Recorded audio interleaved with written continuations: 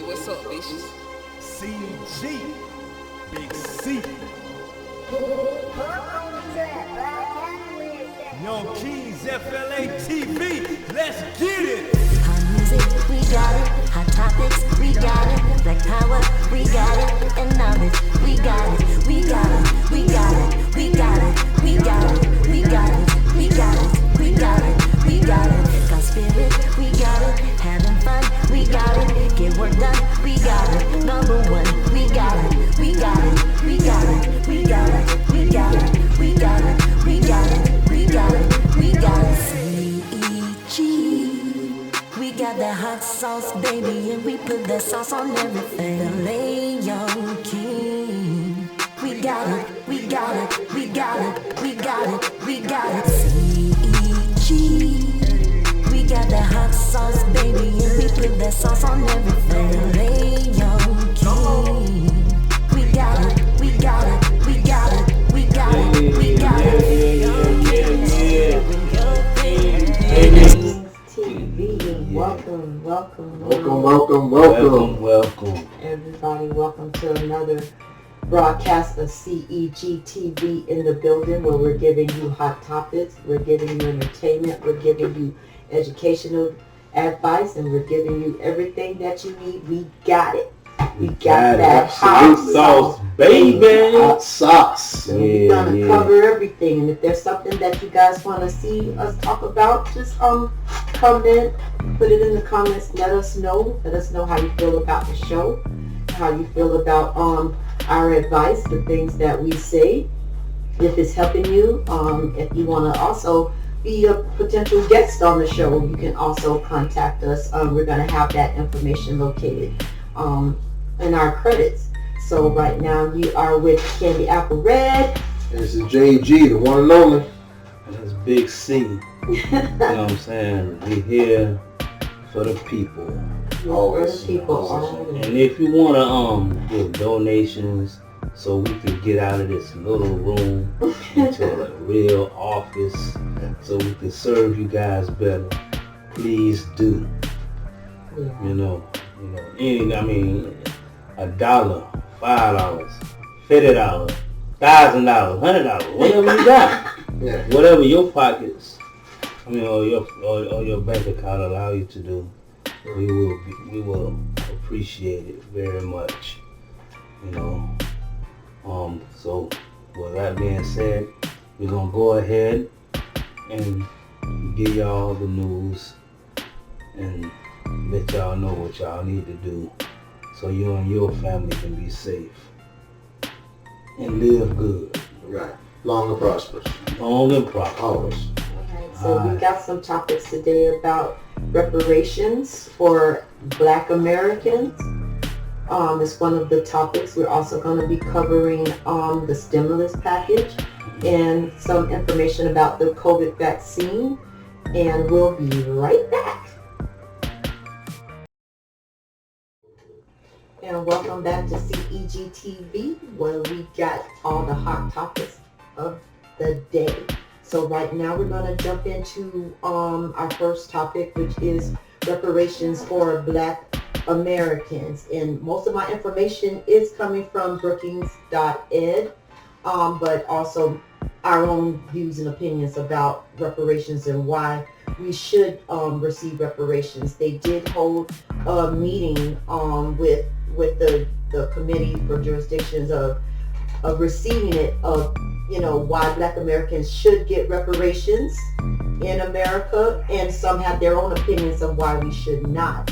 And if you're unaware of what reparations is, it's just us getting like a due paid back to what we feel is justified for us to receive. And my opinions for Black Americans to receive this is because of the things that have happened in history with Black Americans being in this country.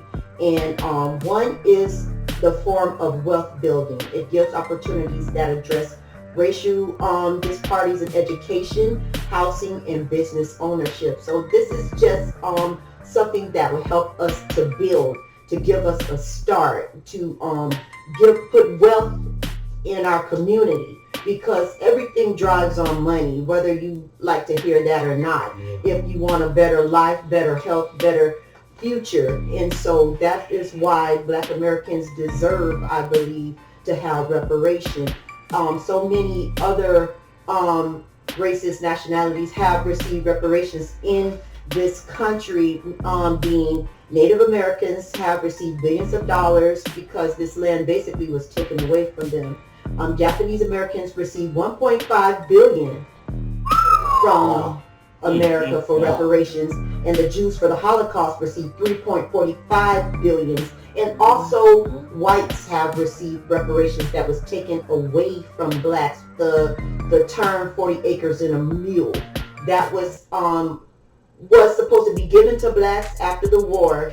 After Abraham Lincoln died, the next president came in and he took that away, our right to receive that 40 acres and a mule, and gave it back to the whites. So every race, every nationality have received reparations except for black people. And it's not saying that it's punishment for white people and how you should give me this because of that. No, it's because it's what's right.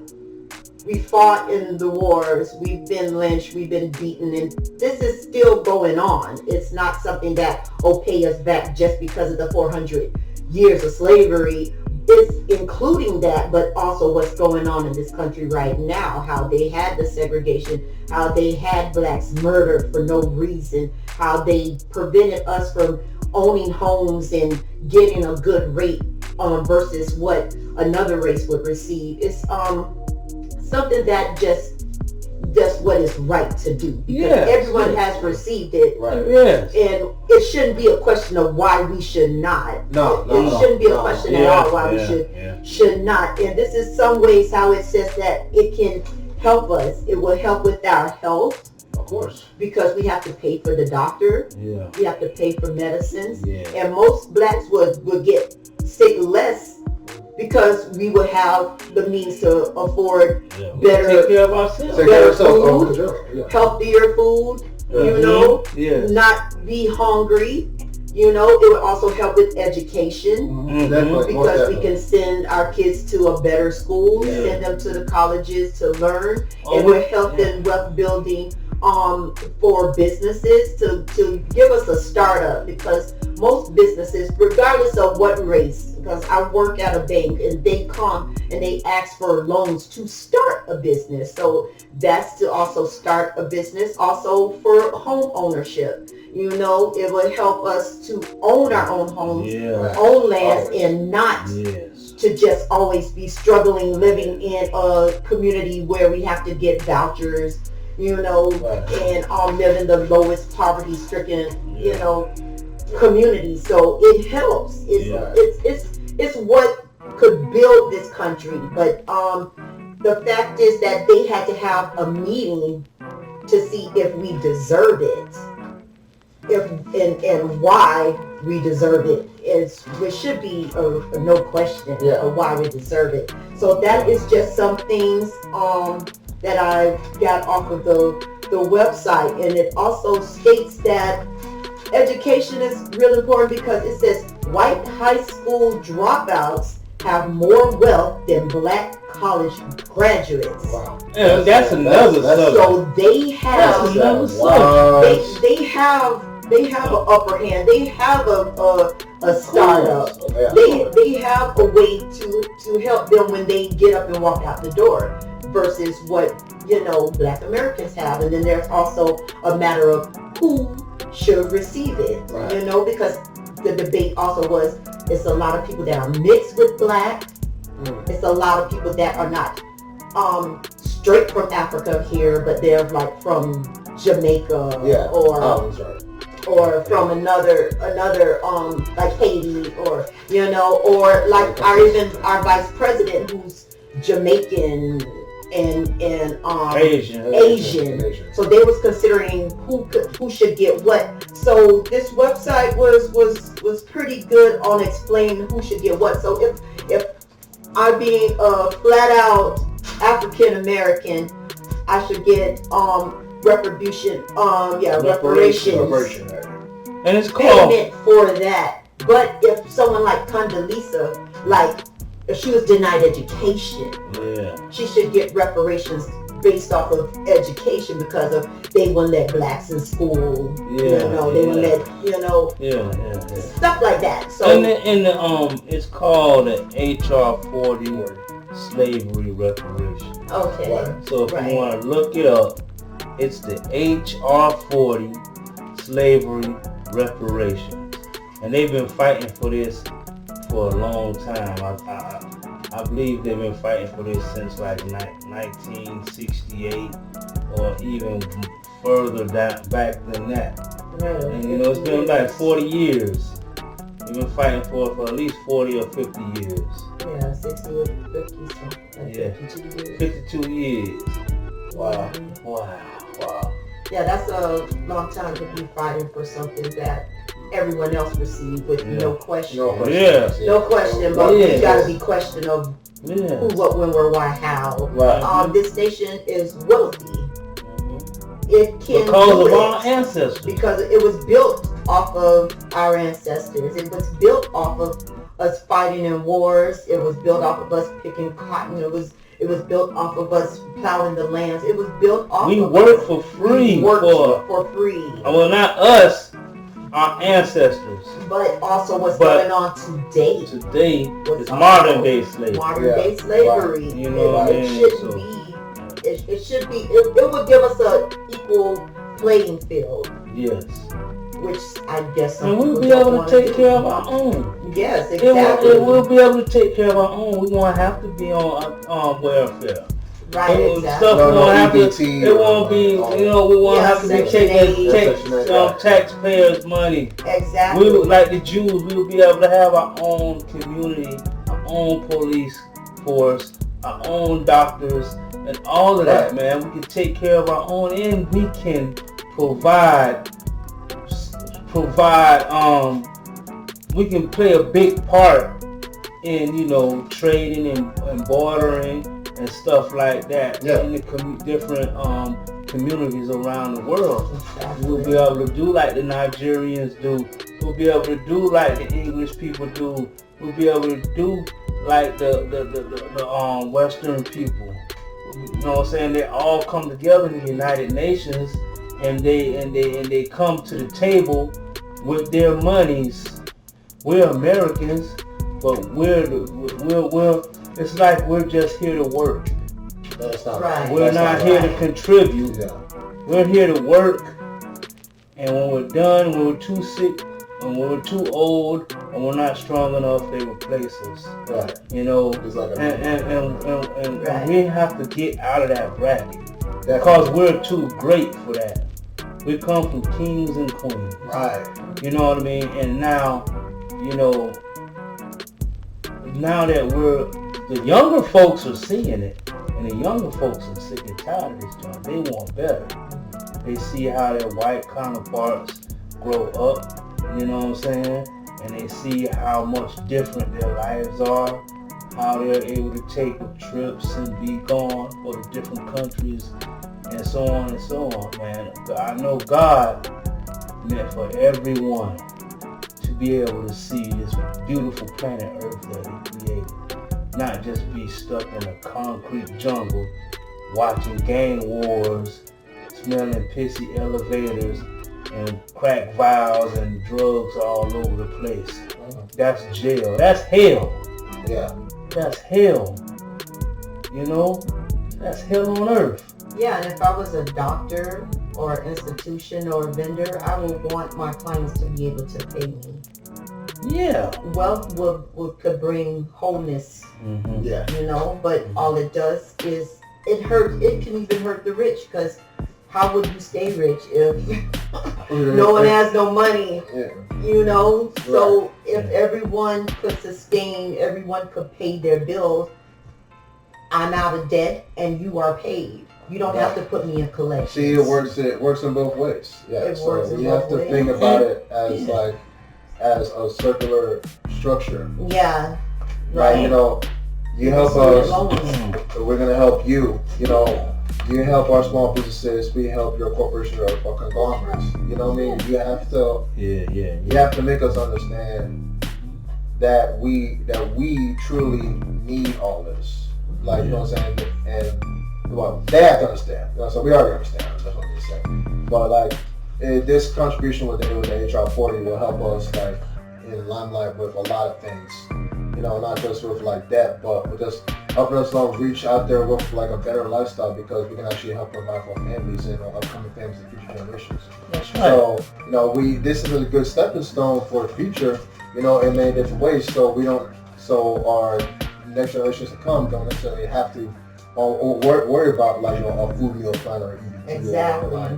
You won't even need it. It'll be obsolete, man. Yeah. So you know, so you always, you know, food stamps and all that. All that stuff will be driven out. And I feel like this will also be good because speaking of such like food stamps, you know, with like, you know, food shelters, you know, and other programs that like are doing assistance for like homeless people, they can also affect them because now they can get them back on track, get their health right, get money in their pocket.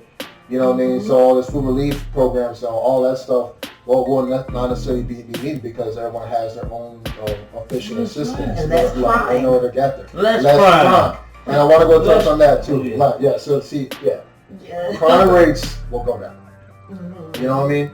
So, and that is like the main basis for people who are like, you know, robbing, cheating, stealing, you know, and doing all of this heresy, chaos, and stupid ass because of the fact that they're doing everything that they can in order to provide for those families on this low income rates or with like public housing and what's going on with the hoods and many hoods around the nation.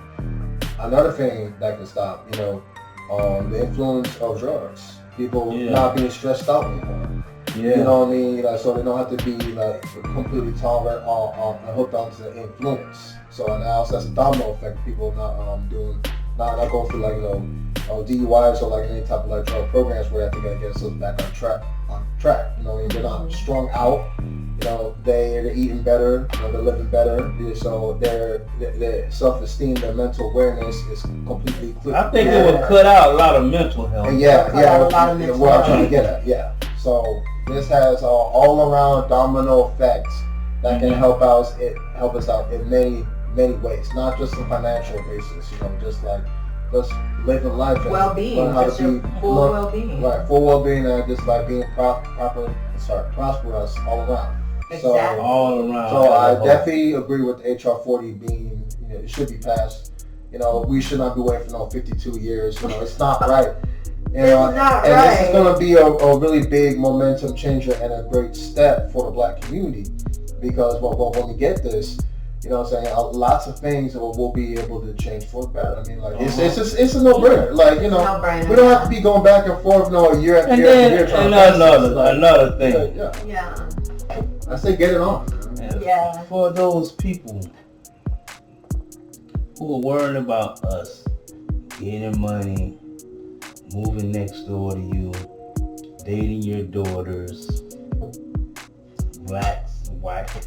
Listen, they gonna get together regardless. Yeah. So you can't stop it by trying to keep the black man broke. Yeah, do you want a broke black man or a wealthy black man? You know, because they're gonna date who they're gonna date, especially if they grow up and they just like brothers and they got the money. They can be like, yo, you don't need no money. I got all the money for us. And they know that brothers are natural born hustlers. You know what I'm saying? So all we need is an opportunity. Right. You know, a lot of people they get opportunities and they how would I say this? They get opportunities and they squander the opportunity.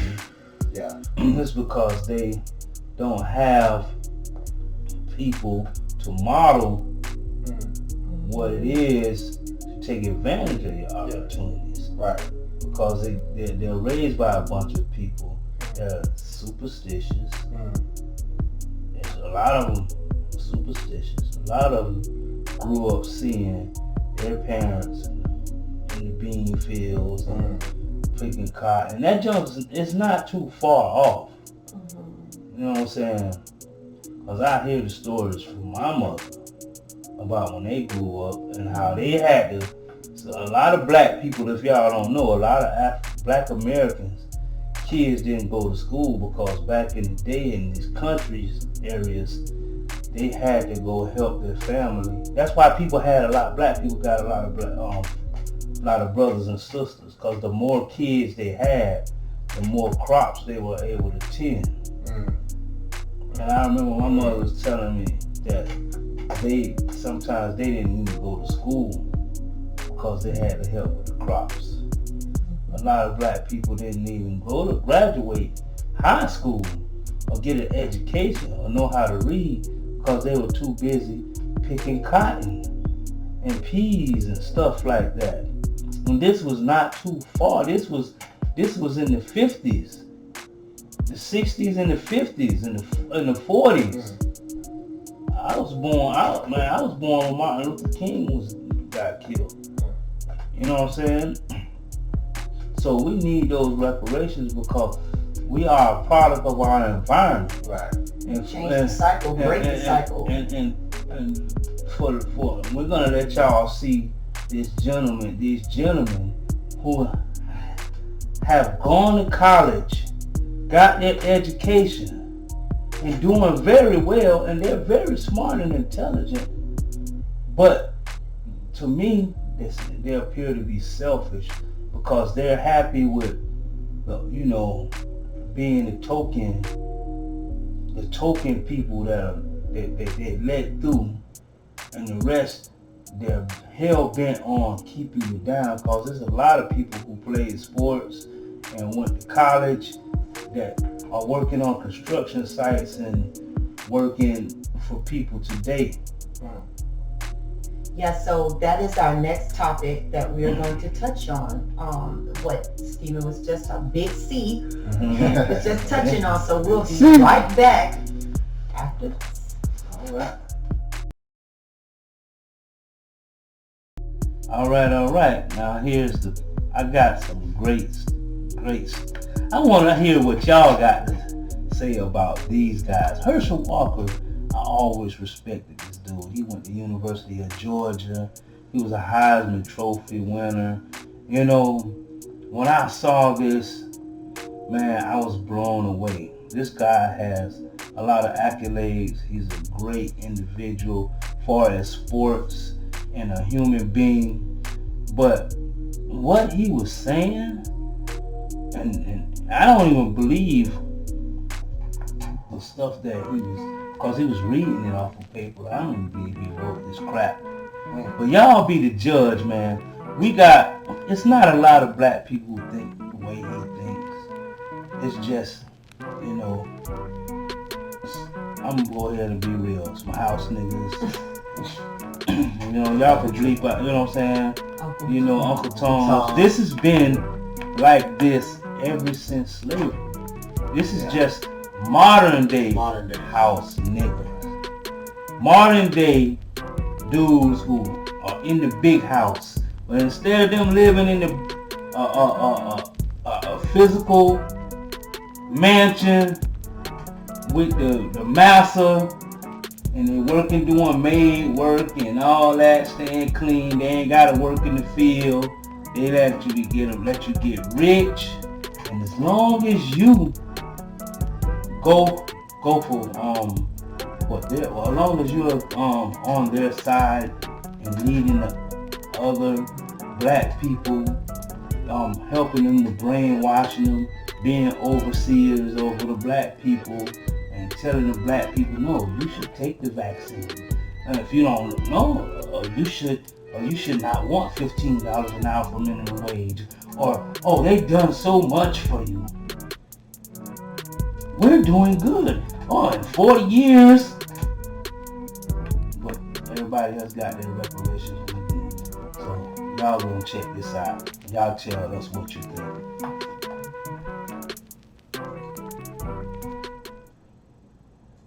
Other committee, and I'm delighted to listen to Mr. Walker. Thank you. Thank you. Mr. Walker, you're recognized.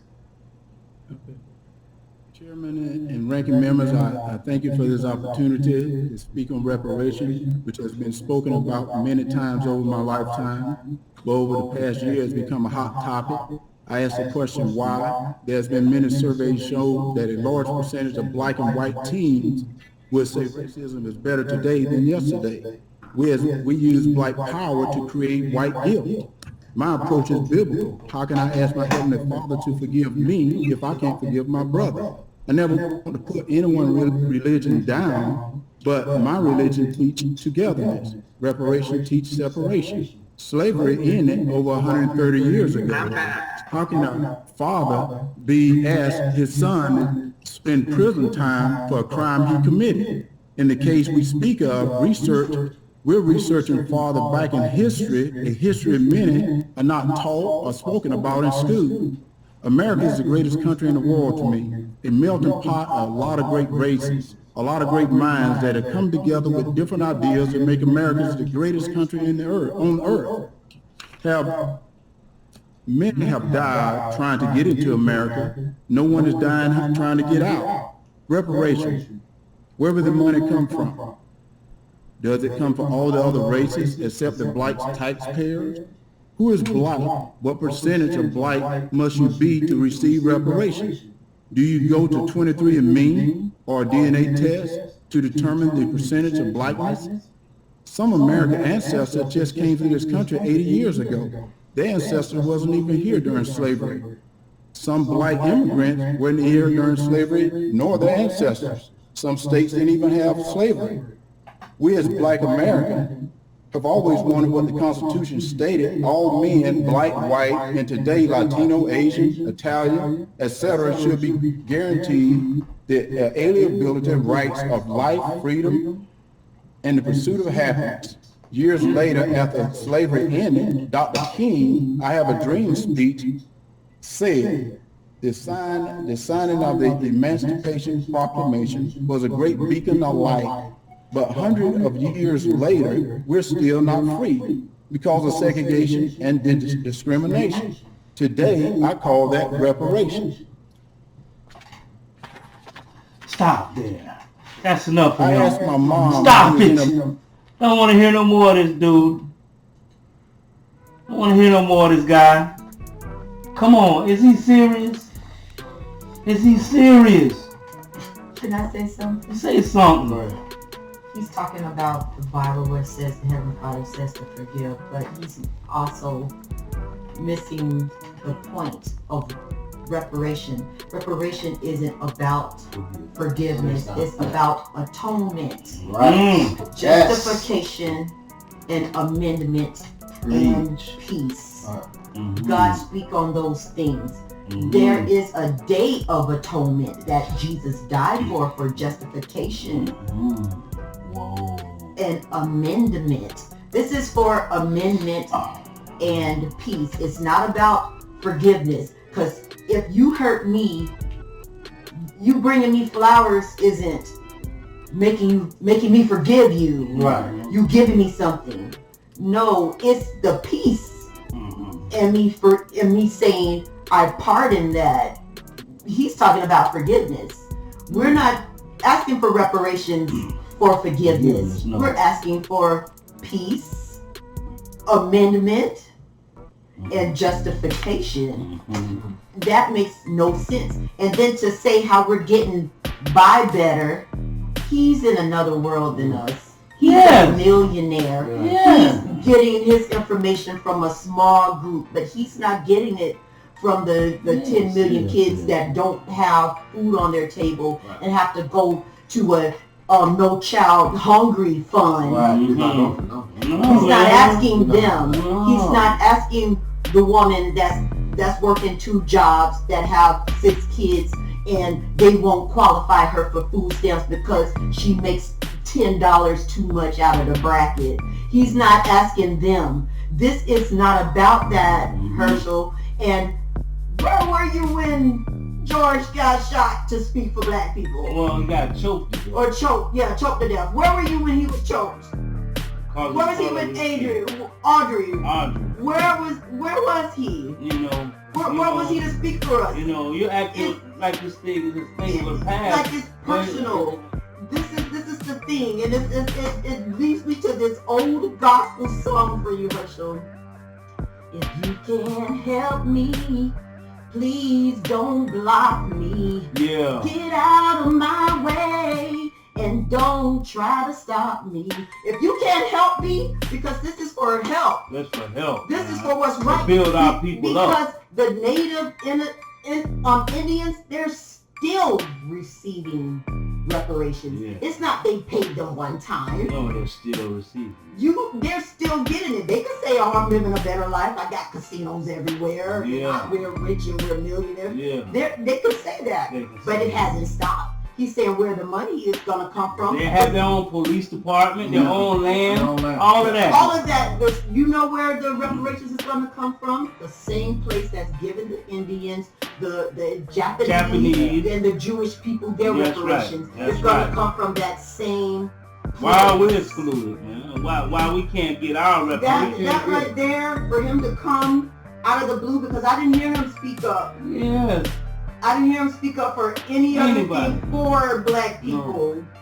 No. You know, for injustice. Where was that? That's how I feel. So I laugh at that. Yeah. I laugh at that because people on the top, they don't look at people on the bottom. They look at eye level. They look at you're doing good. My neighbor across the street who's black is doing good. The other person. But you're one black neighbor out of about 100,000 white people living in your neighborhood. It might be like 10 black people or some Spanish people around the block or some Asian people. But God darn it, we're talking about billions of black people. Yeah. Come on, man. That's in these high-rise projects. Yeah. Fighting each other.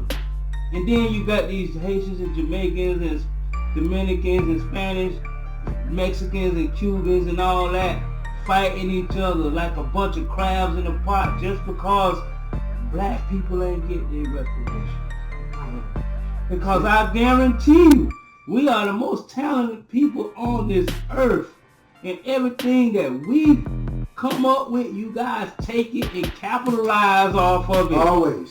That's what happened. Always. Yes. That's what you guys know if we had the money, if we had the schooling, and we had the black people to get, we don't have to look towards no white person or no Asian person or no another person from another country. We should be able to take care of our own, like everyone else. That's what it's about. We're not trying to. We don't want no handout. Just say, oh, we just want to punish the white man. That's not what it's about.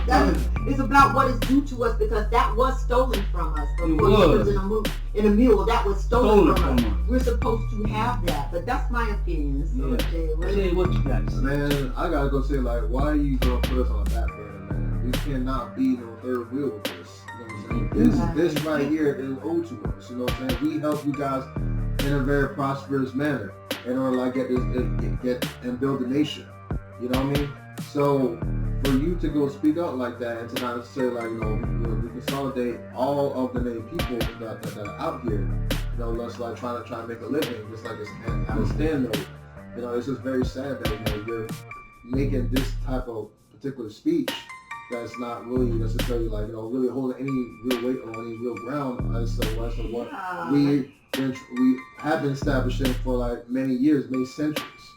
So I can't do that. We help build because of us. The NFL is rich. Yeah, the NBA is rich. We play a major circuit, baseball, with soccer, with all that. You know what I mean? So like it's very detrimental to hear a message like that.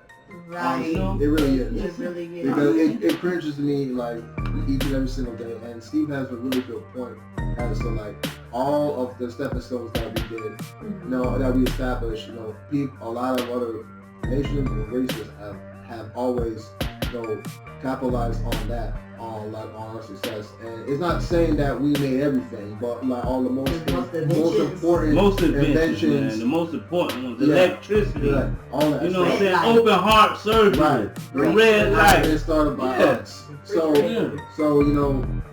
this has to go into context with a lot of things that we have been persevering throughout history and what we're gonna go move on forward. So so we definitely need this.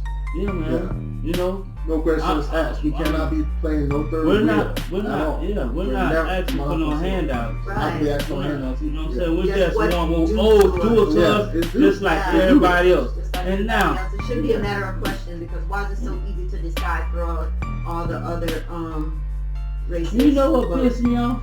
Yeah. They go find some brother who don't know nothing about our struggle. Cause he can carry a football and play football. He could barely read the freaking paper he was reading, but he went through college. And I'm not trying to disrespect Herschel Walker, don't get me wrong, because he's a great person in his own right. He accomplished a lot of things, and I applaud him on that. But don't, like Renee said, don't try to block other people. Don't try to block your own people because you're trying to stay on their good side, and you worried about if you don't step up and say something and try to talk us out of getting our reparations, the people gonna take.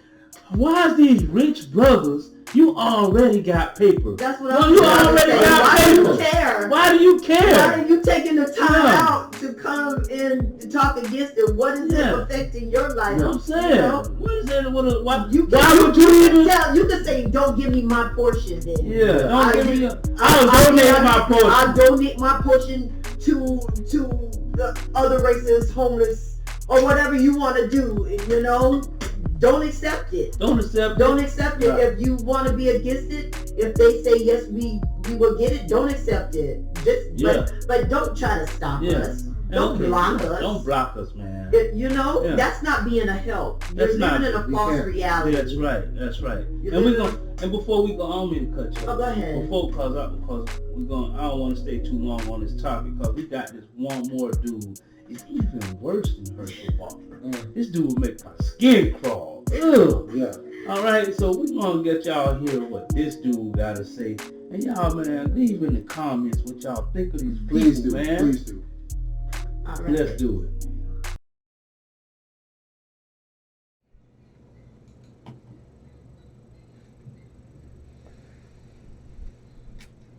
I'll give Mr. Howard one more minute, one more moment, and then we'll go with our next witness, and we'll bring Mr. Howard back in a moment. Y'all listen. Let me now move to our next witness, is Mr. Elder. Mr. Elder is a conservative attorney, author, and host of the nationally syndicated radio program, The Larry Elder Show. He also writes a nationally syndicated column and produces videos for his YouTube channel in association with the Epoch Times. Mr. Elder received a JD from the University of Michigan and his BA from Brown University. Mr. Elder, you're recognized for 5 minutes. Congresswoman Lee, thank you very much for having me. I really appreciate it. I am the executive producer of a documentary that came out June 19 last year called Uncle Tom, An Oral History of the Black Conservative. And as Congresswoman Lee pointed out, black people are a race of overcomers. And it talks about the fact that despite all the problems that have been brought up in this committee about racism, about slavery, about Jim Crow, black people have overcome to the point now where only 20% of black people are below the federally defined level of poverty. Still too high, but in 1940, that number was 87%. And 20 years later, that number had been reduced to 47%, a 40-point drop in 20 years. That is the greatest 20-year period of economic expansion for the history of black Americans. And notably, that came before the Brown versus Board of Education decision. That came before the Civil Rights Bills of 1964, 1965. Despite all of this racism, all of this prejudice, black people still overcame. I also find it ironic we're having this hearing 13 years after we elected and then re-elected the first black president of the United States. I'm old school. I still get the newspapers thrown to my house. And the day that Obama got elected, I got the New York Times and the LA Times thrown to my home.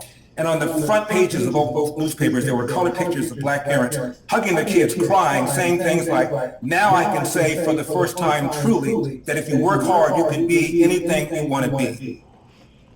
In 1997, Time Magazine and CNN did a broad survey of black teens and white teens and asked both of them whether or not racism was a major problem in America, and both of them said yes, not too surprisingly.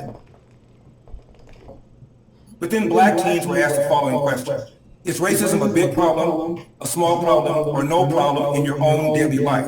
89% of black teens in 1997 said racism was a small problem or no problem in my own daily life. In fact, twice as many black teens as white teens said failure to take advantage of available opportunities is a bigger problem than racism. End of quote. And that again was 23 years ago, before Obama got elected, let alone re-elected. Speaking of Obama, 2007, he ran for presidency. His rival for the Democratic side was Hillary Clinton, and on the Republican side, the two primary rivals were John McCain and Mitt Romney.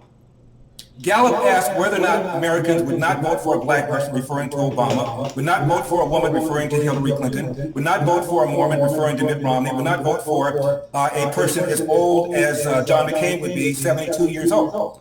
And what Gallup found is 5% of Americans said they would not, under any circumstances, vote for a black person. 11% said they would not, under any circumstances, vote for a female. 24% said they would not vote for a Mormon. 42% said they would not vote for a person who would be 72 years old when he became president, which would have been the case had John McCain been elected. In other words, Obama as a black person had a smaller barrier than these three white politicians. So having this conversation right now, when racism has never been a less significant problem in America, to me is mind-boggling. Right now, Congress is 12% black, which is roughly the percentage of blacks in America. In 1964, Martin Luther King gave an interview to the BBC. And he said he was surprised at the changes that have taken place in America in recent years, and he believed that a black person could become president in 40 years' time, or maybe even less. That's roughly around the time when Obama became president. And Martin Luther King did not say, we will know when we've arrived at the promised land, when there's a black coach of Notre Dame, which has happened, when there is a black female who's the president of an Ivy League university, which has happened, when blacks are mayors of all the major cities in America, which has happened, when blacks are police chiefs of the major cities in America, when there are superintendents of schools of America, or mayors of America, sometimes all three at the same time. He did not say that. He did not say when black people become millionaires and billionaires, which has happened. He did not say when black people become CEOs of Fortune 500 companies. He said when a black person becomes president, that's when we'll know we've reached a point where people are being evaluated based on the content of their character to the extent that it is reasonable to expect. And the idea that slavery built America is belied by the fact that at one time, Virginia was the most populous. Yeah. You stop right. Yeah. Yes, I can't take that. I can't stomach this. Yeah, they even had They cut him off. They ain't even cut him off. They said, man, cut this dude, man. Do you hear this? Man, did y'all hear that? Did you hear what the man said? Did you hear what's coming out of this man's mouth? Obviously. Do you understand the words that are coming out of his mouth? Wow! The point that he could say percentages is ridiculous. I don't care if it's 42% that says that they have overcome, that we had the first black president. That was in 1996. That, that we got billionaires that's black. And quote that when Martin Luther King said, when we have our first black president, that's when we'll see. Because he also forgot when Martin Luther King said, injustice to one anywhere is injustice to all, everywhere. Yeah. We have to become whole. Right. It's not that 100 people over there can get their reparations, but as long as 42% of blacks got it, we are overcomers. Why do we have to keep on overcoming? This doesn't make any sense. Because if the police can choke somebody out, can shoot them in the back, don't go do no jail time. Don't do no jail time. Get a slap on the wrist. Can kill a boy for walking with his hood on. That's injustice. So to discuss numbers of overcoming, that's just a portion. It's injustice. And then he has no, look, this man, I don't even cut you. I just have to say this before I forget. The statistics that he's talking about, he's not saying where he read this. Right, he could be making it up. He could be making that joke up, man. I mean, and then, out of all the years that we've been oppressed, 40 years, then you get a president, black president. In them 40 years, people was getting slaughtered. Yeah. And for Herschel Walker, I want to say this too.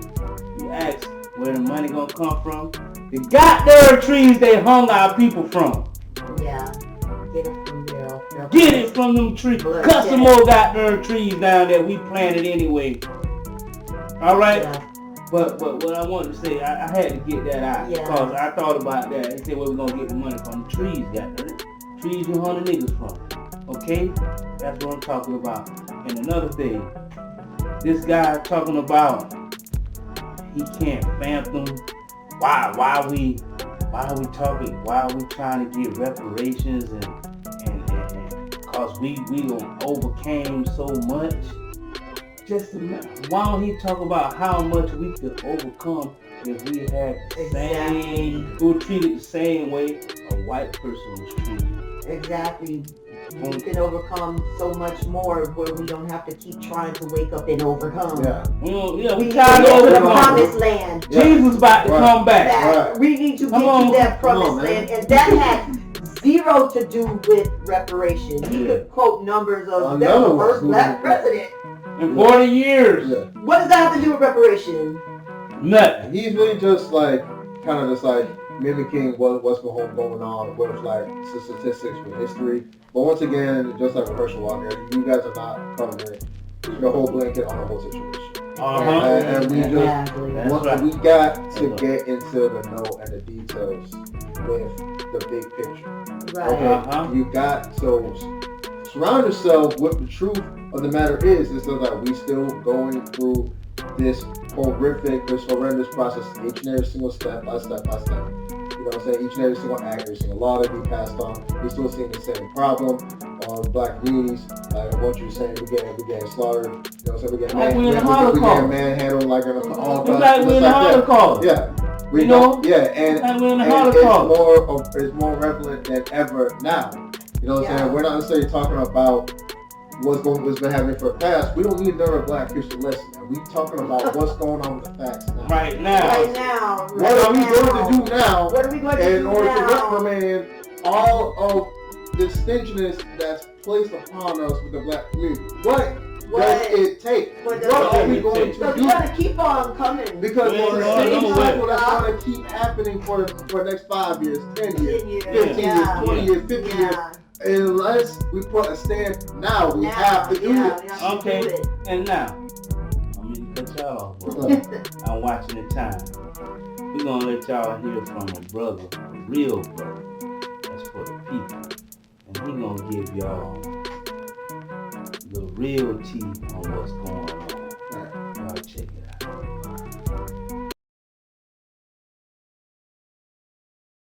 Hear my introduction. I did, Congresswoman. All right. I think I will then just ditto my introduction to you. Thank you so very much for this long-standing commitment, and I will yield now to you. You are recognized for 5 minutes. Thank you very much. Thank you, Congresswoman Sheila Jackson-Lee, for your strong leadership on this legislation. And Cobra would also like to thank the many congressional co-sponsors, the Black Caucus, the Asian Caucus, the Hispanic Caucus, and the Progressive Caucus. I am honored for this opportunity to testify before the members of the House Judiciary Committee on the subject of H.R. 40, exploring the path to reparative justice in America. The National Coalition of Blacks for Reparations in America, COBRA, is in our 34th year of fighting for reparations for crimes committed against humanity, committed against Africans and their descendants in the United States. And COBRA wants this committee to know that the H.R. 40 Commission is long overdue. During the 32 years in which this bill has languished in Congress, Many years have been wasted, many lives lost, and untold sorrows of African descendants have continued and abounded. Even the financial loss to this nation in delaying redress since H.R. 40's first introduction is calculated to be near $25 trillion, about 2 or 3 times the cost of any minimally viable reparations plan.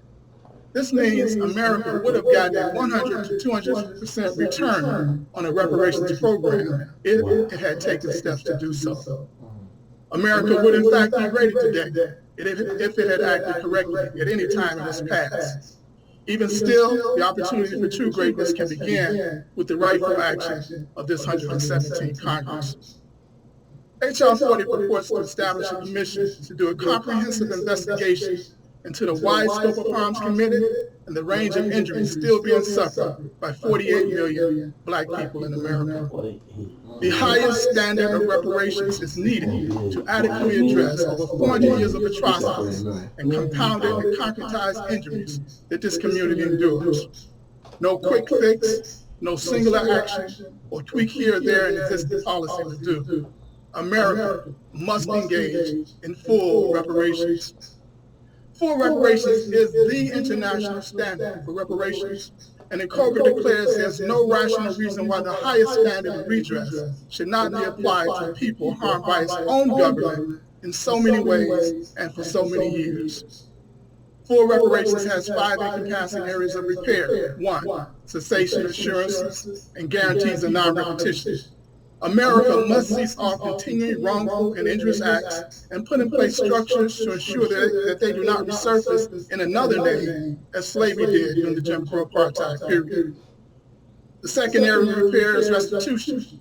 The goal here is restoration. Where would we be as a people if not for the 246 years of stolen labor and accompanying horrors, if not for the multiple periods of multi-billion-dollar plunder post-enslavement? We must be made whole. 3, compensation. Compensation is obligatory if the damage is not made good by restitution, and it must be, quote, appropriate and proportional, unquote, to the gravity of the violations. 4, satisfaction. Here proposals must be offered that focus on the return of our dignity. In addition, full admission of fault, full acceptance of responsibility, and the willingness to do whatever it takes to repair the wrongs is a foundation of which satisfaction rests. 5, the final component of full reparations is rehabilitation. Initiatives must be developed that address the negative, transgenerational, spiritual, emotional, mental, and physical effects of the historical traumas of enslavement, Jim Crow apartheid, and the ongoing racial violence and police terror. I will conclude with a brief comparison. During the Civil War, 200,000 men, 40,000 women, and 20,000 children of African descent aided the Union Army in saving this country from white nationalist hatred and destruction. Afterwards, a very grateful president and Congress quickly acted to reward their service with previously denied acts of justice, issuing Special Field Order Number 15, granting 40 acres and a mule, and passing strong civil rights legislation and 3 constitutional amendments. Fast forward to November of last year. As the acts of January 6th proved, Blacks without overwhelming vote for the Democratic Party again helped save America from white nationalist hatred and destruction. It is now time for this 117th Congress to be as justice-rendering as the Reconstruction Congresses. Passing H.R. 40 on the way to full reparations is how.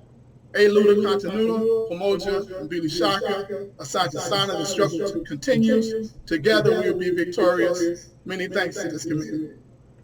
All right, stop it right there. That's what's up. That's that. Now see, that brother right there, he came with the real. He came with the real right there, man. You know, he touched on a lot of things, man.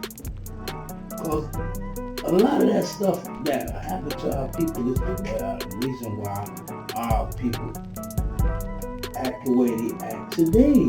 Yeah. When they say you're a product of your environment, that's exactly what they mean. If you grow up in a house full of gangbangers, 9 out of 10 times the little kids gonna grow up gangbangers. If you grow up in a house full of doctors, guess what? You're going to get a house full of doctors and lawyers. You might have one rogue person that say, I don't want to be a doctor. I'm going to be such a, you know what I mean? And then they're going to say, oh, we're going to put you out of the will. And then they got the money and and all the accolades to force their kids to do what the heck they want them to do. Us, on the other hand, our kids, we look down on our parents. Oh, God, they over there with the Benzos and this and that and the other fat cribs, and we living in this garbage. Y'all, even tell me y'all can't. You people, black people, would have been blessed to pay it forward, go back to goddamn rope, pull another Joseph out the well so he can be king of Egypt, or you know, a big person in society to help his own people. Because that's what Joseph did. His own brothers threw him in the well. He came up out of that adversity because of God, not because of his people. And that's what I'm saying. The point I'm trying to make is our own people try to throw us in a well because they jealous of the gift that God gave us, the covering, the cloak that Joseph had, said that he was going to be great. And they don't want to see us be great. They want to be the ones living next to the white people.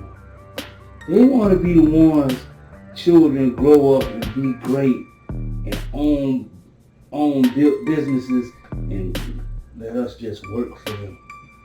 But we deserve more than that because we built this country. Right. With our hand, our ancestors built this country. And what this young man, what this brilliant man spoke on is right on the money. Right. This man, what he spoke on is right on the money. That's why I wanted to give y'all Herschel Walker and this other guy, and then a real brother. Yeah. A real brother. So y'all want to say anything? Well, for me, he summed it up very, very accurately. We touched on the positive versus the other two on what has nothing to do with reparation at all. They made it about forgiveness and they made it about hate. They made it about us being, we're victims and we're crying and pay us for the slavery, when it's not necessarily about that. It's not about, this is how you have to pay me. No, it's about, this is what we deserve. This is what we worked for, and this is due to what we're still going through. You know how many people that's black get denied loans?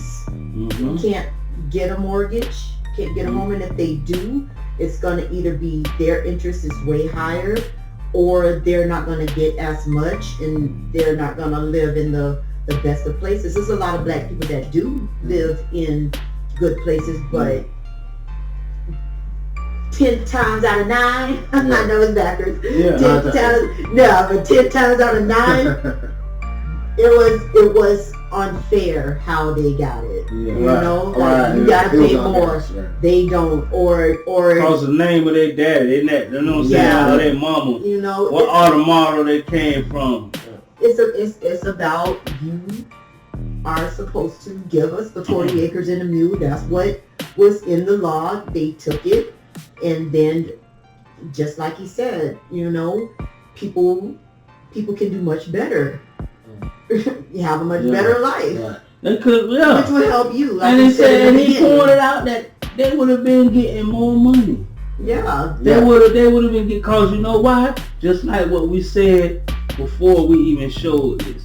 If those people would have let us get money the way we supposed, like they're getting money, we won't need to have welfare.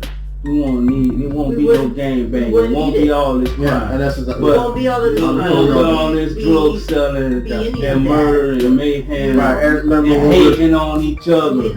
You know what I mean? Because that's all you see in the black community is everybody hating on each Act other. like I'm uniform. You know what I'm saying? But it's like it hurts their feelings if black people but get it, we come everybody together. else can get it. Yeah. But no one cares, no one minds. A lot of people don't even, some people don't know that the Indians were getting reparations, and you know, some people don't know the Jewish people and the Japanese people was even getting it. I didn't even know about the Japanese. Yeah, I mean, either. Because no one made a big issue of it. Yeah. Nobody had to debate it. Nobody was standing up saying, don't give it to them. You know, it wasn't something we had to come to a meeting for.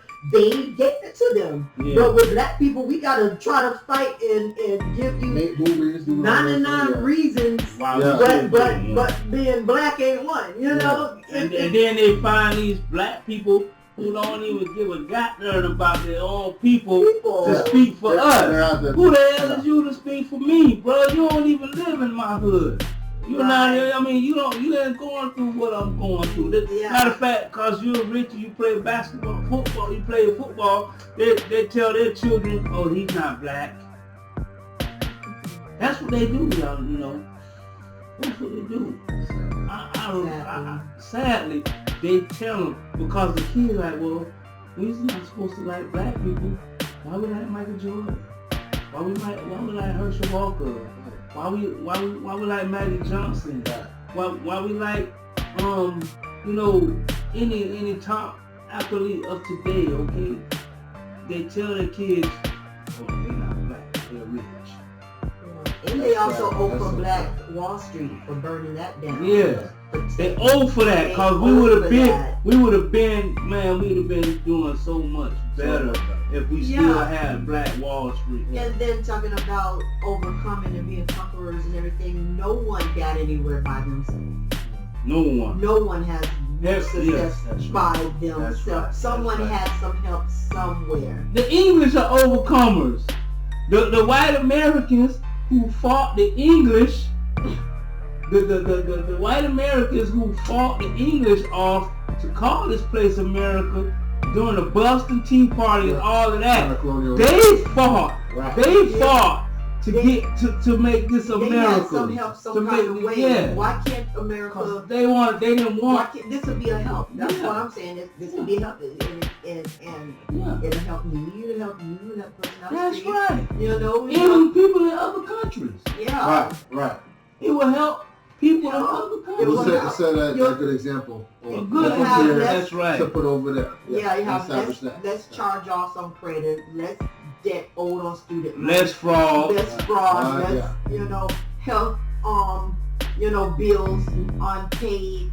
But it's the level of the playing field, because it's not even. It's the dog eat dog, and they want to be the top dog, the one on top, while we stay on the bottom. They know it will create wealth. That's why they burnt Black Wall Street in the first place. They know it could put us on a level field, but level playing field. They don't want us to have that. I don't see one good reason why we don't deserve it when everybody else did. Because you gotta realize, we were not, I'm gonna say this, look, we were not brought here to be business people. We were not brought here to be equals to them. We were brought here to work. Yeah, we were stolen at that. Yeah. We were brought here to work. Application, can you work for America? No, we didn't have no application. We were stolen. No, we wasn't stolen. We were sold off by our people. They didn't steal a goddamn thing. Let me clear that up. Them white folks ain't go on a little boat in big old Africa with all them tall giant Negroes over there with spears and whatever they had and say, we finna take some niggas. No, they didn't do that. They befriended them, came over there, and they said, hey, we want you. And they went out and they caught the weaker tribes and they sold off those people. And most of them was Ethiopian Jews, people who believe in it, because a lot of those African countries are Muslim countries. Okay? And they found those black Christians and them black freaking Ethiopian Jews and sold them off to America. you don't believe me, you can go and research it for yourself. But they did not go over there and take nothing. Straight up. Okay. Well, on that note, just want to give tribute to the late great Dr. Frederick K.C. Price, who recently passed February 21st. Our condolences to the Price family. But this goes to complement what we're speaking of. We would like to show a clip of what the pastor had to say also about reparations and America apologizing to Black America. R.I.P. Dr. Price. Dr. Price, great pastor. Love him. We love Dr. Price. Here's why they're wrong. Here's why they're wrong. They won't even apologize to the best citizens that they've ever had. Now, listen. It wasn't Black Africans from Nigeria that flew over Pearl Harbor on December the 7th and declared war on the United States of America. Approximately 3,000 plus Americans were killed by the Japanese on the day of Pearl Harbor when Japan declared war on the United States of America. And then after that, they gave them $20,000 apiece and apology for declaring war on them. And black people have been the most loyal people to the United States. They have never, ever declared war on the United States. Never.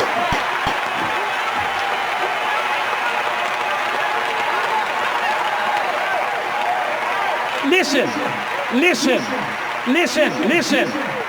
We have been the most loyal people to this nation than any of the immigrants that ever came here. We have fought in every one of America's wars and then got treated like dogs after it. And then the nation has the gall to decide whether or not we should apologize to them. Maybe we ought to declare war on them, and then maybe that'll get them to apologize.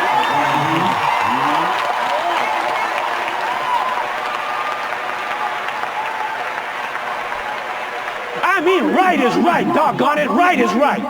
That's just downright criminal. That's just downright criminal. We have fought in every single war. We have been butchered and destroyed and shot up and come back to this country and couldn't even get a job. Just because we were black. And you say you're going to decide whether you apologize? In God we trust. What God? That's it. Wow. Wow. Great words from a great pastor. Yes. Truly be missed. Yes. And we will return with our next topic that we have coming up with J.Gooden on the stimulus. All right. Stay tuned. All right, so our next topic here in this episode, we're going to be talking about the bill being passed in the Senate for a $1,400 check a month for the stimulus package. And we're also going to go to cover up on recent doctors actually passing away, and there's compromise that they may be having may be related to the COVID-19 vaccination. So whether or not it's being caused by them or not, we're going to dive deep down into it. But first, we're going to go cover up with my boy, It's Jimmy. And he has an update for us right now on the third stimulus check package and how this got recently passed. So honestly, I just want to go say this, my ones and twos about it real quick before we dive in. This is going to be a really good blessing because this $1,400 a month, and that's actually with zero dependents. And then if you do have dependents, it's actually going to be $3,000. And I've been saying this and been preaching this for a while, that they should just have like a monthly plan in order to help out people who are just going through the notions right now with COVID-19, these difficult issues. You know, but people having like loved ones being passed away. I've actually had an uncle up there right now in New York who actually just dropped and is actually being hospitalized right now because he recently got COVID-19. Wow. And then just several months before that, My grandfather passed away. Rest in peace to Vincent Speed. Rest in peace. So he passed away because of COVID-19 complications, and just many other people out there, just going through the difficult lives and struggles with this. So we definitely need this, and I really feel this is going to be the most important update regarding to the stimulus package. It's Jimmy. We're going to go take it away right now. Passed the third stimulus check package in the Senate. It actually ended up with a vote of 50 to 49, which is a simple majority, which meant that the bill could pass through the reconciliation process.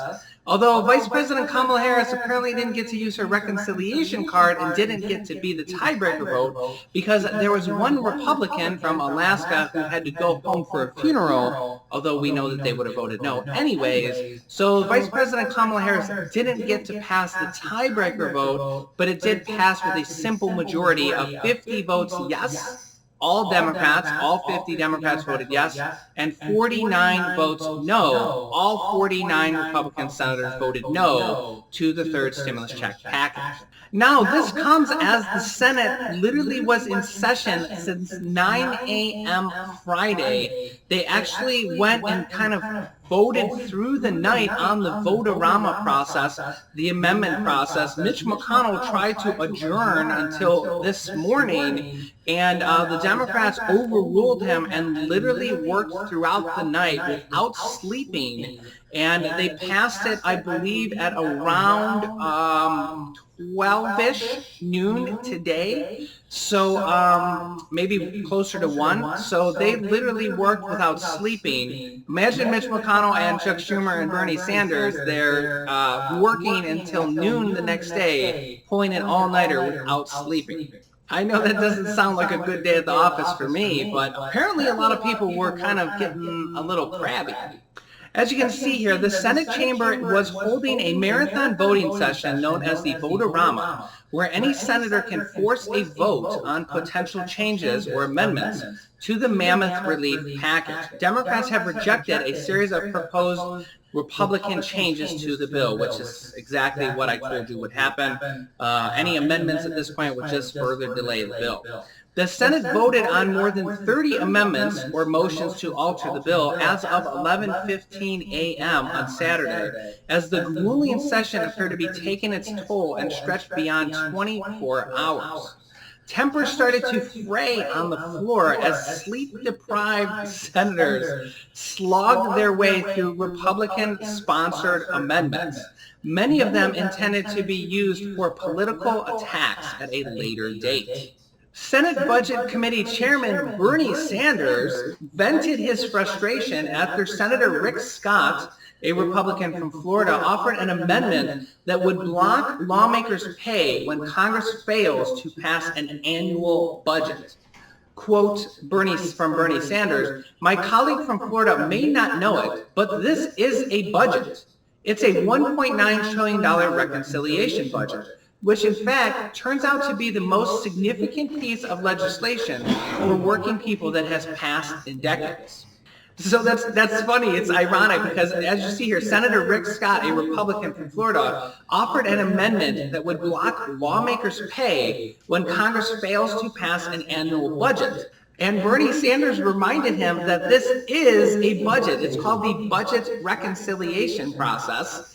This is actually a budget, and Rick Scott voted against it. So Rick Scott and all the Republicans voted no, but yet he brought up an amendment that would block lawmakers' pay when they fail to pass a budget.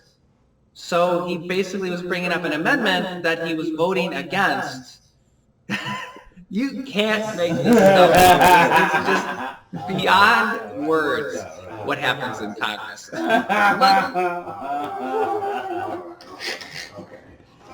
Hey man, that's folks trying to be too smart for their own good, man. It goes to show, like when Obama was president and the Republicans tried to fight everything he did. They're not for the people. It's a personal vendetta because we lost, so we're going to be sore losers and vote against. Because look, he's bringing up an amendment and then voting against what he's bringing up.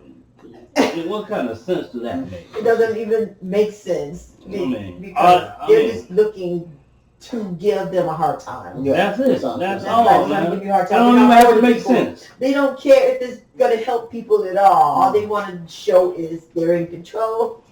They don't care if it hurts. We're not siding with you. We don't like you. We don't like you. You don't like us. It's retaliation. It's like a high school fight. Right. Yeah. It's very juvenile. Very juvenile. I'm glad they passed it. Yeah. God solved it. God determines the God wins it. Yeah. God wins. So even though they did supply us with their $1,400 a month of work stimulus package, what did not necessarily get approved was the minimum wage increase with the $15 an hour. So Senate did not pass that, and there was pretty much like a Democrat and Republican vote that didn't necessarily really get with the agreement with actually like putting that into process with the package. So unfortunately that got overturned. So that is not going to be with the update that we're going to get this time around, for the third stimulus package. So wow. Yeah, it's and that would have been good because honestly, a pay raise. While for the people, especially for for workers or even essential workers who will get that would be like a nice tip for us to help out with like a lot more responsibilities, and why not? I really don't see why we can't necessarily pass everything, because this is a very big situation with the COVID-19. Yeah. So I say that it's not necessarily like us like being greedy. We're not being greedy or anything. It's not being greedy. Because the last time we got all the help is needed. Yeah. All the help is needed, but we got people's salaries that's like $1 million deciding if we should get 15. Right. Yeah. Their salaries is out the door. They get furniture that costs more than your annual income. It doesn't make any sense. But for the Democrats, they said 42 voted for it and 8 Democrats voted against. Right. And it was already 50 Republicans that voted against. So therefore it was lost, because it was tit for tat, I'm sure, with the Republicans. But the Democrats that voted against, we need to find out which 8 it was, so we definitely don't vote for them. Because they are not for you. They are not for us, man. They are not for you. They're not for you. You gotta find out. We're going to find out for y'all, man. If you're in that bracket where you're making below 15, you need to consider who you're voting for, because they're not considering you. Because the price of living goes up. But your salary doesn't. And the food go up. The price of living. You're right. Oh, that's good. It goes up. You're right. Goes up. Every year. It goes up, but then your pay doesn't go up. That's another And it would have been in increments. It would not have been a collective 15. It would have been in increments of each year. But they're looking at, the business owner won't be able to afford to pay this worker what Trump was saying. They'll have to hire less people in order to give them $15 to keep their business afloat. But all of these corporations are Fortune 500 companies that are going on their yacht cruises and playing golf, while you're here calling, can you set back my light bill payment till next month? They don't care. It's the price of living, but yet they are living outside of that. Yeah. Now I want to go say one thing. The price of living always increases every 10 years. So what cost a fortune, back in the 1960s is pretty much a paltry amount to what costs is today. So every 10 years, cost of living always goes up. So you got but your pay don't. Your pay don't. But look, what the last time they changed the minimum wage? Do anyone know that? It was some years ago. I was a baby. They could even I've been here for how many decades? I believe I ain't gonna give my age. But I've been here for a while. I'm born in 1968. But they couldn't counter offer the 15. Okay. And the last time they did that freaking minimum wage, it's only $7 an hour, y'all. That's why you think these people don't want to get a regular job? Mm-hmm. Because if you can't live, right? You can't live. You can't live. The food, if you go in Walmart, you gotta wait in long lines because they got 3 hours open, but they got like 15 hours. Then they got the machine there where you can walk through and pay for your own food. Pay for it's no person. I mean, they got a skeleton crew running the whole freaking company. All right, and that's everywhere you go. Everywhere you go. We got to stand in long lines to get served, and then they're trying to make everything internet, and then they're building these robots to take our place. They've got robots to cut the grass. They got robots for every goddamn thing now. So how are we gonna be able to live? Are we gonna have to depend on the government? See, that's another subject, you know, because if you can't work, go out and get a job physically. Everybody ain't computer savvy. Everybody's not gonna want to go and try to sell products on Amazon and all this crap. Yeah. You got people who good with their hands. You got people who want to go out there and work for a living, like carpenters and glazers and mechanics, and then you got people who are good at clerical work. You got the white collar dollar and the blue collar dollar, but they trying to make it a no collar dollar because they trying to replace us with robots or kill us off. And that's another subject. Because someone at my job made a very valid point about the COVID, how they were, trying, how each president or whoever's official running is talking about, there won't be a Social Security. They're like trying to kill off old people with it so they would no longer receive Social Security, and kill off young people so they would never get it. Yeah. And keeping us down, keeping us poor, more deaths. Yeah. More people dying. And they talk, the stimulus is good and all of that for a short period of time. Because they're only going to give it to you for a short period of time. But the real thing that will help us would be the reparations. Exactly. Oh, just going back to that. Not the handouts, not us depending on you. We don't want to depend on you.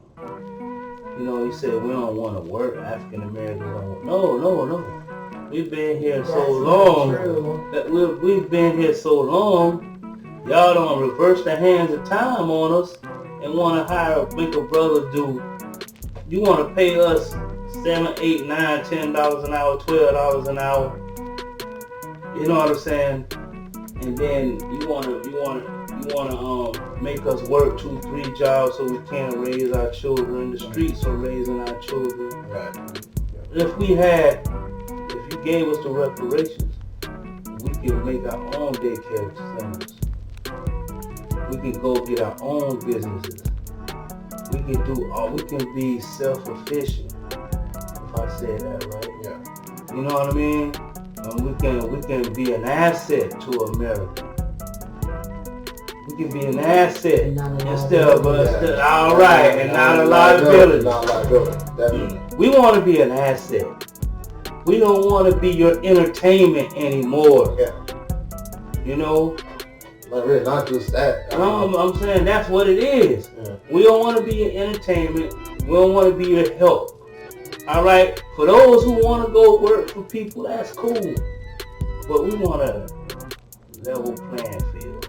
We want to be able to own businesses and corporations like they do in Nigeria, like they do in America, like they do all over the world, France, Italy, Ireland.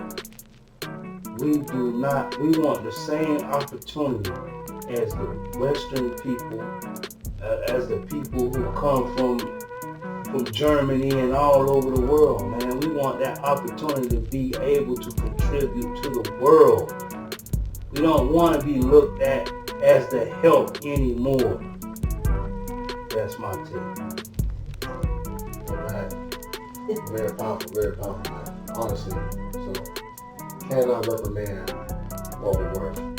We did so much for this country. And we're going to keep doing many more.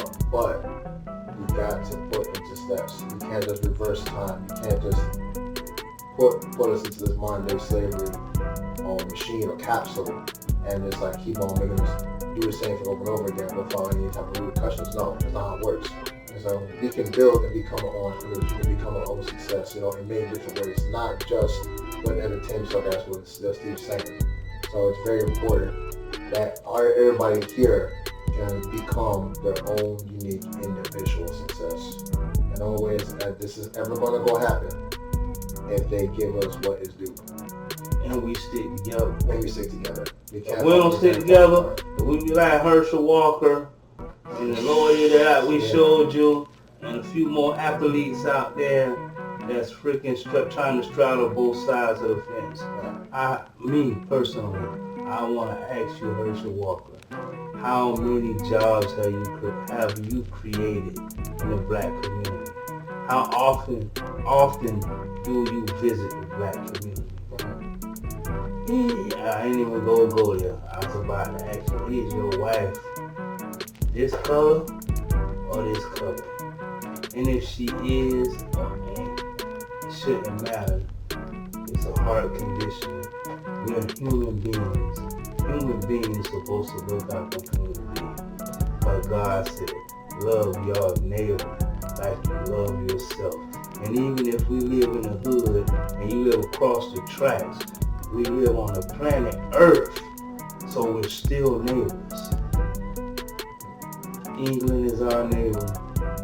Ireland is our neighbor. All of us are neighbors on this planet Earth.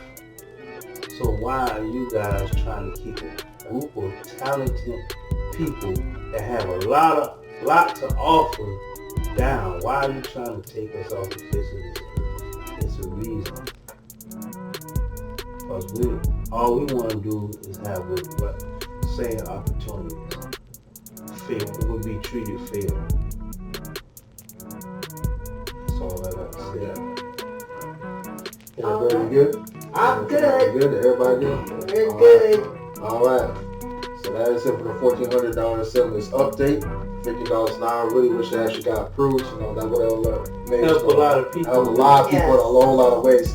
Yeah, because stimulus only gonna be temporary for what you're saying. You know what I'm saying? But like minimum wage can go as far. So unless you're such worker making like $20, $21, $25 an hour, you know what I mean? Like anything less than that is just not gonna be sustainable like the next 10 years. Like you gotta understand the cost of living and the rates, of living, always gonna go up. So you have to come up with those times, so you can't just have paltry amounts with just like regular part-time jobs. Even if it's a part-time job, it has to be sustainable enough for like someone can make a good living. You know what I'm saying, all around. Because a lot of us we're going to college, trying to go to college, and work at the same time. How the hell $7 an hour gonna help you pay for a decent place? Yeah. You don't want to go live in no place where you got gunshots every night. You can't sleep and all this bull crap. People bombing music and playing. You don't want, man. You want to be able to live. That's why if we can take care of our own people, we don't have to worry about all that. Cause we can police our own people. We know how to handle our own people because we've been raised around them. We know what make them tick. We know what make them tick. We know why they acting the way they act. And y'all do. Yeah. because y'all drew up this plan. Y'all drew up this plan. And now that the people are waking up, now that we're waking up to it, you thought we would be gone. You thought we would be gone, but God. Right, exactly. But God, I give all glory to God. Because iron sharpens iron. Absolutely. So, coming up next, we got a COVID-19 vaccination and what's been going on with the controversy of the vaccination with the doctors passing away after taking it, after like 2 weeks, 1 to 2 weeks after they took the dose. So that's coming up right up. Stay tuned, man. Stay tuned. Asking about my thoughts about getting the COVID vaccine. She also asked me if I heard about the doctor in Florida who died after getting the first Pfizer vaccination. So this is something I want to talk about. So there was an obstetrician gynecologist in Miami who received the first dose of the Pfizer vaccine on December 18th. And shortly after receiving the vaccine, he reportedly developed acute immune thrombocytopenia. He died 16 days after getting the vaccine. His cause of death being a result of brain hemorrhage, or bleeding into the brain. Obviously, this is horrible, it's tragic, and you have to feel for his family. But it makes you wonder, was his death a result of the vaccine? And if it was a result of the vaccine, should that change your perspective on getting the vaccine? So I'm going to tell you my thoughts on this, but first, let's learn a little bit more about what happened. Pfizer is actively investigating the case, but they don't seem to think that the vaccine is the cause of this. So far, over 10 million people in the United States have received at least one shot of either the Pfizer or the Moderna COVID vaccine. These are the two authorized in the United States as of right now. Me personally, I received both doses of the Pfizer vaccine, which overall went very smoothly. Now, so far, there have been about 40 cases of anaphylaxis as a result of these vaccines, meaning a severe allergic reaction, none of which were reported as being fatal. Now, many people have had other side effects that are very common after the vaccine, like having a sore arm, having some fatigue, headache, or fever, and this typically lasts a day or two. The Miami-Dade County Medical Examiner's Office is investigating this death as well, and as of right now, there is no official autopsy report. But based off the reports, let's see what we can make of this case. So this man was healthy. He did not smoke, he did not take any medications, never had any reaction to any medication or vaccines. Supposedly, 3 days after he gets the first dose of the Pfizer COVID vaccination, he gets tiny reddish spots or petechiae caused by bleeding under the skin of his hands and feet. This prompted him to go to the ER. He gets blood work done, and his platelet levels are low, and this is something called thrombocytopenia. Platelets are one of the components of blood clotting. If platelets are too low, it makes people more prone to bleeding. Normal platelet counts range from anywhere from 150,000 to 400,000 or so. People can have spontaneous bleeding, including internal bleeding, but that doesn't typically happen unless the platelet levels are less than 10,000. His levels were reportedly 0, and because they're so low, or absent really, he gets admitted to the intensive care unit. For 2 weeks, doctors tried to get his platelet count higher, as he had experts from all over the country involved in his care. Now, presumably, they tried a number of different treatments. Typically, we give platelet transfusions, which is really a blood product that we're transfusing, but also we give steroids, specifically glucocorticoids, such as salmeterol or methylprednisolone. If that doesn't work, we try other drugs like romoplastin or eltrombopag to try to stimulate the bone marrow to make more platelets. Sometimes we give immunoglobulins, sometimes we give a drug called rituximab, which is a monoclonal antibody. If all else fails, the last resort is to take out the spleen, because sometimes the spleen plays a role in sequestering and destroying platelets. So they were actually planning on doing a splenectomy, meaning removing his spleen, but shortly before that he ends up developing a hemorrhagic stroke that took his life in a matter of minutes. In other words, he bled into his brain. Now, just because someone bleeds into their brain, it doesn't necessarily mean that they die. But what happens is, if the bleeding is severe enough, the pressure starts building up inside the skull, and this is known as raised intracranial pressure. And this compresses the brain, and eventually the pressure forces the brain down through the base of the skull, that big hole at the bottom of the skull known as the foramen magnum. When this happens, the only life-saving option is emergent brain surgery, where a neurosurgeon does a craniotomy to relieve the intracranial pressure. But his bleeding was so severe and happened so quickly, it took his life. And his thrombocytopenia was not only severe, but it wasn't getting better despite all the treatments that they tried. And this leads to the question, why does a healthy guy all of a sudden get severe thrombocytopenia to the point of bleeding to death? Because no matter what the cause is, this kind of thing is incredibly rare. I've never had a similar case like this in the intensive care unit. Now, there are some cases like this reported with certain drugs. Medications can lead to thrombocytopenia as a result of drug-induced antibodies being made by the immune system that end up attacking the body's platelets. So drug-induced thrombocytopenia refers to acute immune-mediated thrombocytopenia, and it should be suspected when someone has a sudden severe thrombocytopenia. So DITP, or drug-induced thrombocytopenia, is even more strongly suspected when a patient has repeated episodes of a sudden, severe drop in the platelet count.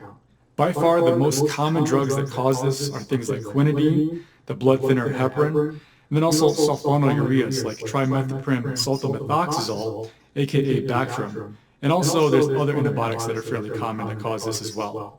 So it's not just drugs that can cause this, but also certain foods, herbal remedies, and one vaccine, the MMR vaccine. The risk of ITP occurring within 6 weeks after getting the MMR vaccination is increased. However, the attributable risk of thrombocytopenia within 6 weeks after MMR vaccination remains overall low at 1 in 25,000 vaccinated children. Now, complications or long-term consequences of ITP in this age group are rare.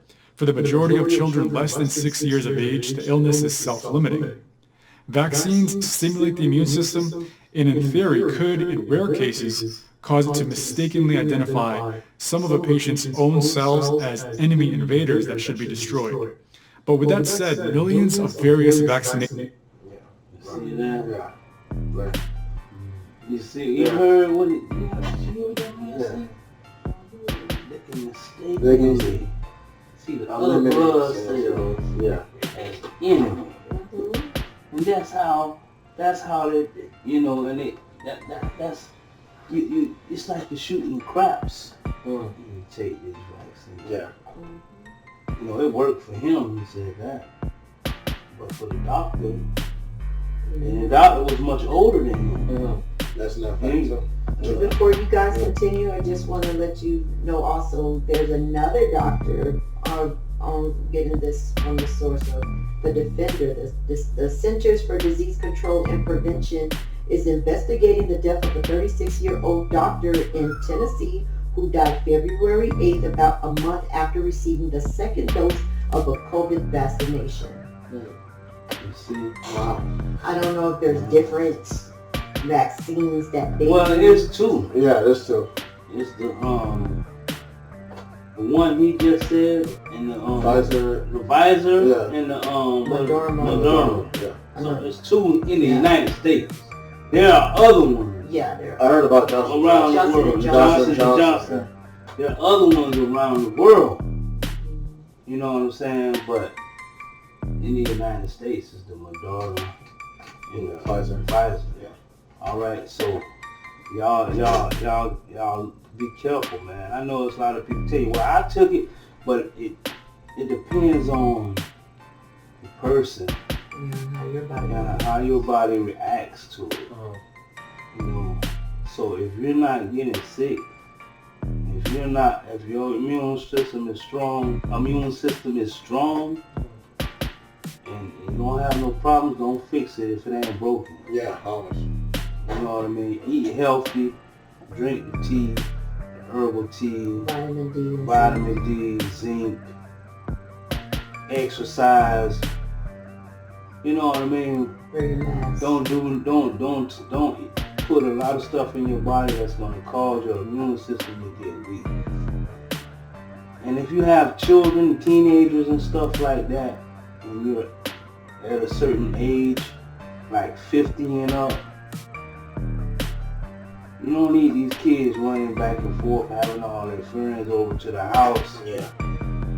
Because they might have it, but it ain't gonna affect them like that because they're youthful. Might not know. Yeah, They might not have the symptoms. They might not have the symptoms and they're youthful, so their immune system is very strong and their body is fighting off that stuff because, you know, they're young. I don't know the correct terminology. I'm not a doctor, you know, but their body is the blood cells in their body is functioning on a defense mechanism because they're younger and they're gonna be. God got it set up where when you're young, you know, you're gonna get into more stuff. You're gonna do more stuff. As when you get older, you know, like males, our testosterone level go down as we get a certain age. Mm-hmm. But our testosterone level is very high when we're young. Testosterone, yeah. Testosterone level, yes. That's why I said it wrong. Testosterone. Yeah. Testosterone, Yeah. what did I say? Testosterone. Oh, testosterone. Oh, man, y'all know what I'm talking about. Yo. Testosterone. Yeah. Okay, but I look can at say this doctor, and they said he was completely healthy with a high immune system. Yeah. He was at a certain age, though. Yeah. The other doctor who took it was young, but then 36. 36. Then he took a second dose. He took a second dose and died. Because of.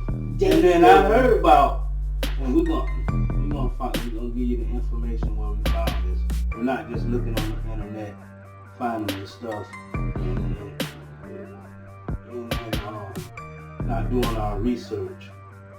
But it's other people who've taken the 2 doses, 3 doses of the vaccine and has gotten sick, very sick.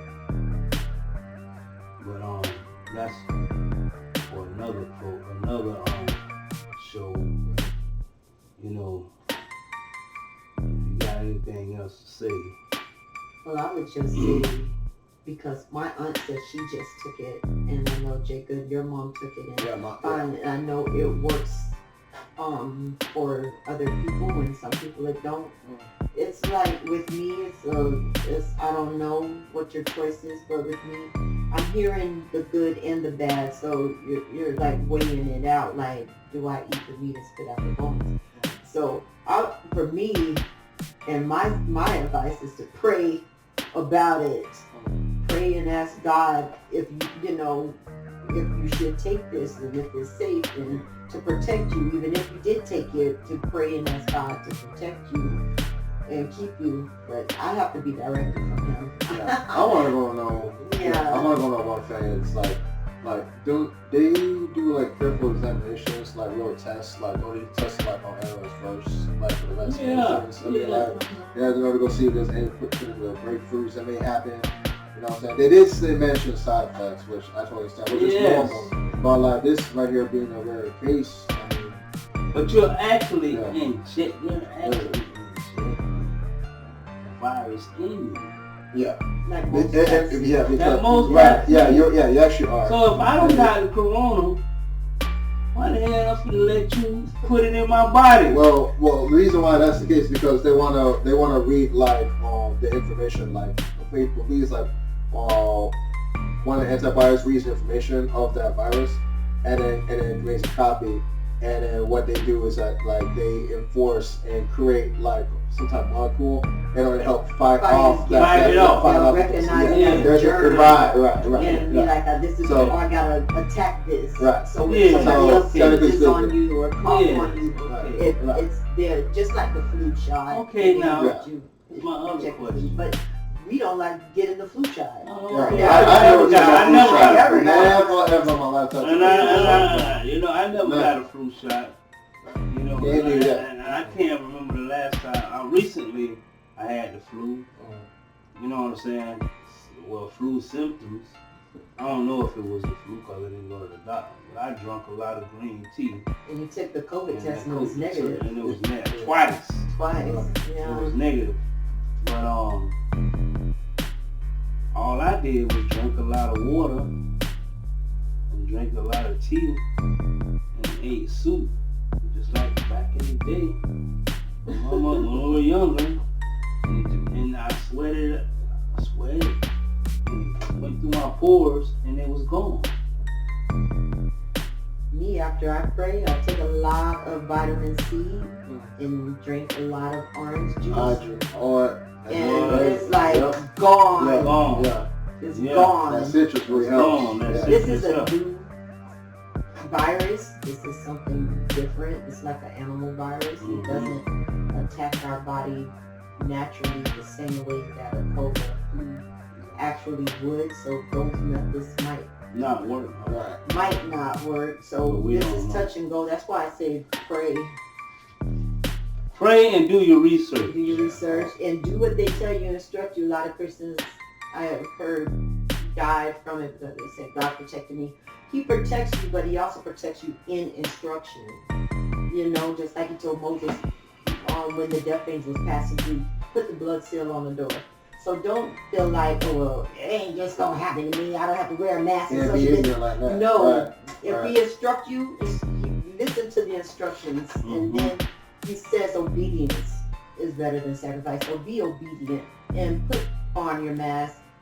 You know, do what you need to do. Put on your mask. You know? Well, I'm talking about you going out and all that. You know, if I live with you, I'm not going to sleep in the bed and put on a mask. You know, yeah. But I'm just saying, protect yourself best as you can. Don't put your guard down. You know, because people can have it and not know it. That's right. That's you right. Know? Even your loved ones. Your loved ones can have it and not know it. Right. Asymmetric system.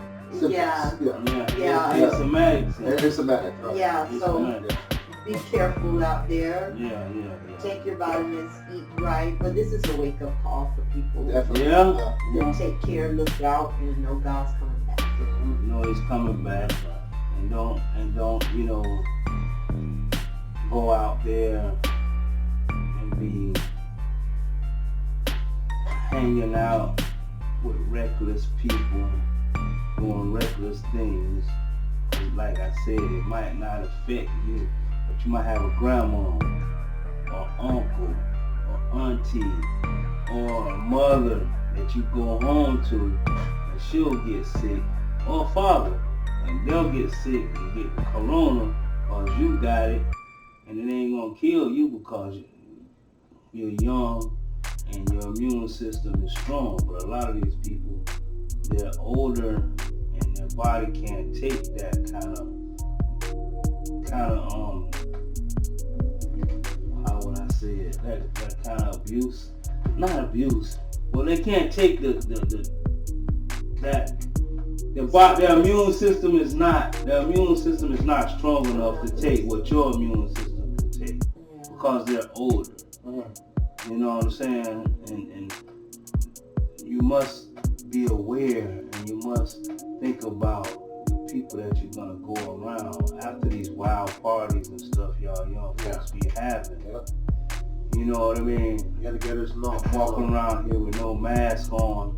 Just cause you think you're not gonna get sick, but this doctor that got sick, was only died. Was only 37. So he died because of the shot. He wasn't because sick. of the shot. He didn't have but I'm saying he got sick because of the shot. He still got sick. Yeah. But he was a young person. 36 and a doctor. That's all I'm saying. Whether you get it from a shot or get it from hanging around the wrong people, you still contracted the disease. And Texas is 100% open. I won't be going to Texas. No, not me. You know, and I think that's it. We got something else. Well, but before we go, make sure you guys cop the 2K Kobe Bryant edition. It's Zion Williamson with King Maejor and SinBad JDP. King Maejor. And Maejor JDP. Pop that. Their single "Smoke" is out. Be a fan. Be a supporter. Go to Spotify. Go to Spotify. But J.Gooden, you always follow up with that great information there. Just wanted to let you guys know that their single is on there once again, and go ahead and purchase it. All right, there we go. And like as always, guys, every time we watch an episode, you're contributing to the Young Kings FLA TV movement. You know what I'm saying? We're going to give you the real authenticity every single time, every single episode when we post stuff. So, in order to show your support and love and gratitude, please like, comment, and subscribe to Young Kings FLA TV and CEG Music Group all across the board. You can also check out the episodes that are going to be archived on J.Gooden on YouTube, and they'll also be reposted on JG Media Productions as well. So definitely check us out. We're going to have a lot more content, music content out the way, some real talks, positive talks, realistic talks, what's going on there with the movement, and also what's going on with the Black community as a whole. We're going to get you all information each and every single step of the way. So definitely subscribe, stay tuned. And of course, you already know, man, God bless. Please put your mask on, guys. Be safe out there. And it's okay to question and analyze a lot of things out there. It's good to do that. So, because if you don't, you're just going to be walking like a sheep or walking ignorant. You can't have that. Can't have that, man. The stakes are too high. Right. Young people, please understand, even my age group, you can't necessarily think that your life is going to be all abundantly centered into your own lifestyle, your own aspect. You know what I mean? It doesn't work that way. You got to understand that each and every single step of the way that you take outside could be hazardous. Anytime you touch somebody, come there, anybody in contact, you're taking a risk of exposing yourself if you don't take real precautions out of yourself. Do not never think that it will not happen to you one day. That's right. All right? So that's right. So on that note, peace. All right. We love you. Young Kings FLA TV. You got that hot sauce, baby. Hot sauce, baby. Big C. All right. Candy Apple Red. And the one only. Yep. Candy Apple Red Renee and the one only J.Gooden. And we are out. Yeah, all right. One love, peoples. One love. Hey, what's up, bitches? CG, Big C. Young Kings FLA TV, let's get it. Hot music, we got it. Hot topics, we got it. Black power, we got it. And knowledge, we got it. We got it. We got it. We got it. We got it. We got it. We got it. We got it. We got it. Got spirit, we got it. Having fun, we got it. Get work done, we got it. Number one, we got it. We got it. We got it. We got it. We got it. We got it. We got it. We got it. We got it. CEG. We got that hot sauce, baby, and we put that sauce on everything. The Young King. We got it. We got it. We got it. We got it. We got it. CEG. We got that hot sauce, baby, and we put that sauce on everything. The Young King. We got it. We got it. We got it. We got it. We got it. Young Kings doing your thing. Haters can't take the heat that you bring. Hey, Alliance Hall won't break apart, and it don't matter the blow. I'm standing tall, I never fall, I'm never fearing my foe. On the rise, on the rise, on the rise, on the rise, on the rise, on the rise, on the rise.